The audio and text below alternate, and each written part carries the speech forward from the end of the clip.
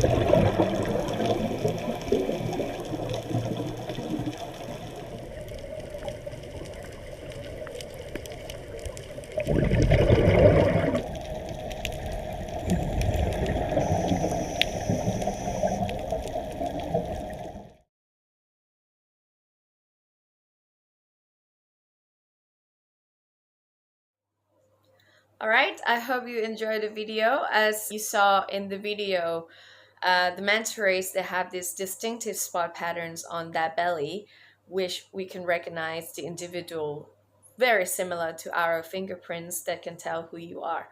And from that one photos or video of the spot patterns on the manta's belly, it could already tell us a lot about the individual, the trend of the individual, the trend of the population size, and the migratory route that they are going, because these guys, they're ocean travelers, they're migratory species, so they travel long distances.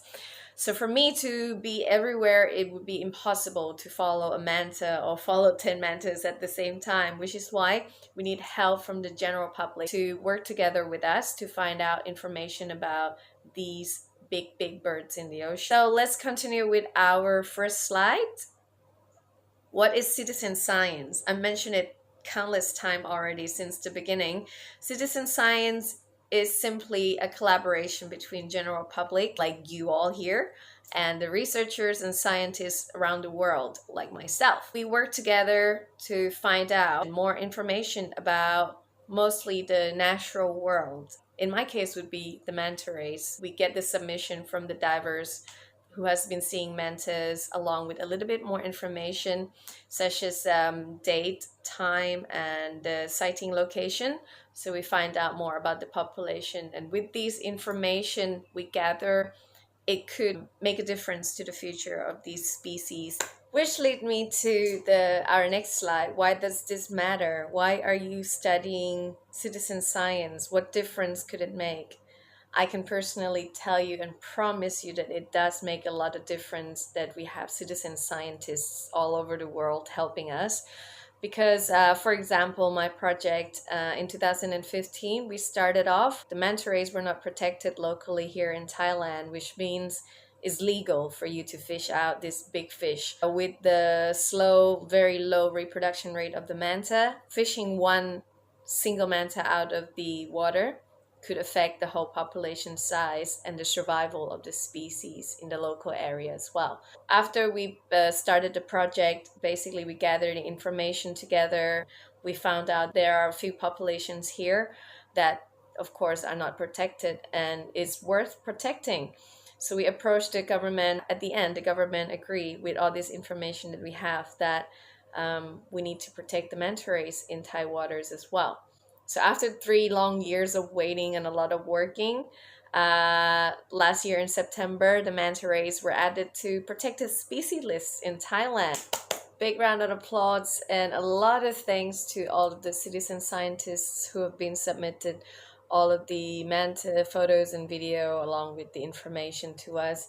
it helped getting these species protected in Thai water. So that's just the first example that I can actually tell you from my personal experience. So yeah, citizen science is very important for our natural world. So studying it is something that is needed to happen, and I'm glad that you guys get to start on this one. Let's move on to how can you support the citizen science project, such as our project as well.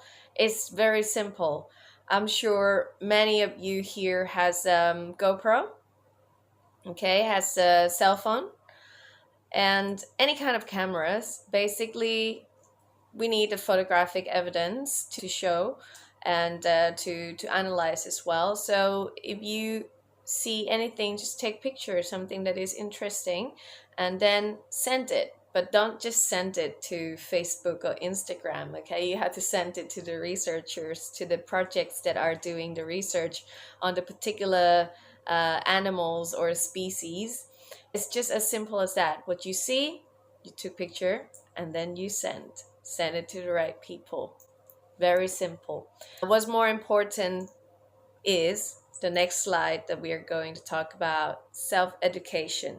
It's very, very important that you keep yourself updated to the information, and whatever, find something that you're interested in protecting. I mean, I am on the island. I'm in tropical island and I love the ocean. I'm passionate about the manta rays, and that's why I chose to do this. For you, it could be different. Wherever your backyard has to offer, then do it, such as what you already been doing, the coastal willows or the opposite birds. Whatever your interest is, start doing it. It could be a lot of fun as well for yourself to see the changes, the differences of these species and this living that you care about. Get started and get educated.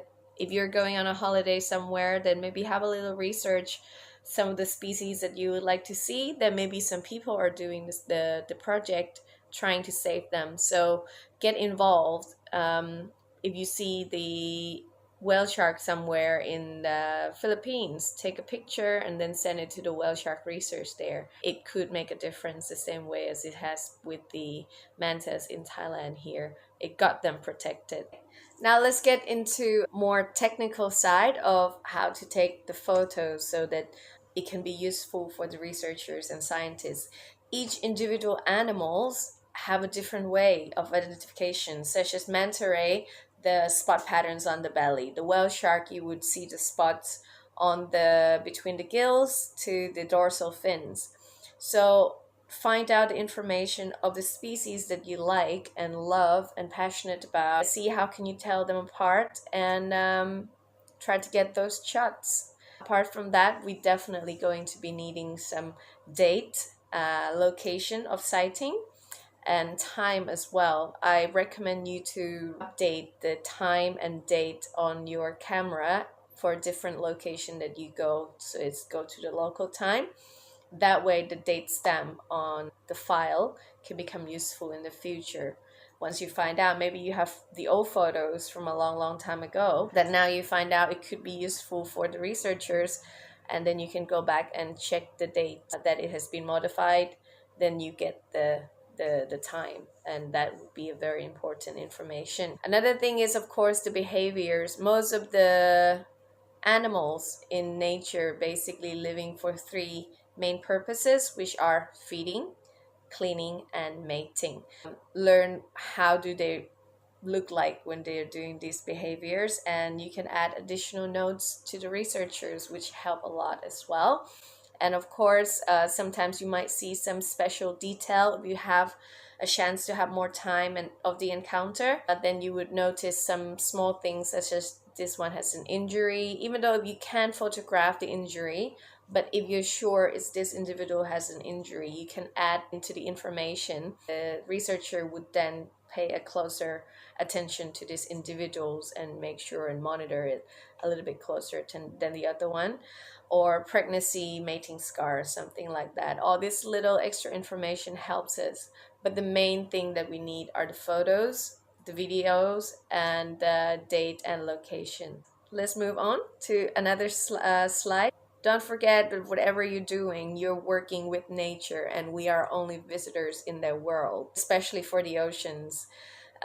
You're entering yourself into the water. We all make an impact one way or another. Remember to make as minimal impact to whoever that are living there as possible, because you don't want to disturb them. Same with tourism, such as sustainable tourism. If you go to do wildlife wash and some activity like that, make sure that you know the code of conduct and you act accordingly. You don't chase the animal, you don't stress the animal just to get the photos. I've never asked anyone to chase a manta ray for the photos. I actually asked them not to chase them. Just wait for the moment for them to come to you, and respect the environment that you're in as well, not just kicking and stepping on coral just to get a photo of mantas. Then the habitat is getting destroyed along the way, and that is not a good thing, and that's not what we want. Just keep in mind, be respectful, and remember that you're just a visitor in their world in that case. Last but not least,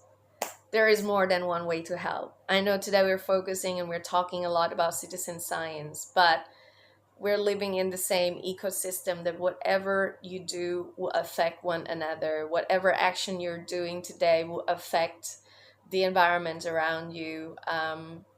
Getting your meal, knowing what you're eating, the seafood that you're eating on your plate, knowing where it's coming from, you can already save a lot of marine species that way. Knowing that your seafood is sustainable is a very important thing as well, because how they're catching it, it could have damaged a lot of lives, a lot of coral reefs, destroyed it, a lot of habitats before it becomes your food. So try to choose a sustainable seafood, trying to do whatever you can in your power to make a good impact in this world, because we need it. We are in this together.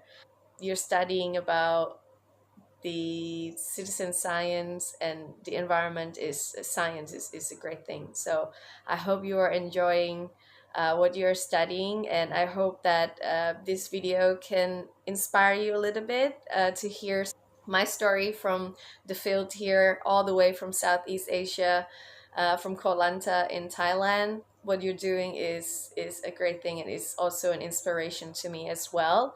Let me know if you have any questions, and hopefully we will have another session where I can answer your questions as well, if there is any. And keep on what you're doing. You're an inspiration to me. Thank you so much for this opportunity, and I won't be taking any more of your time. Enjoy the rest of the day, and hopefully we'll see you next time. Thank you. Bye bye.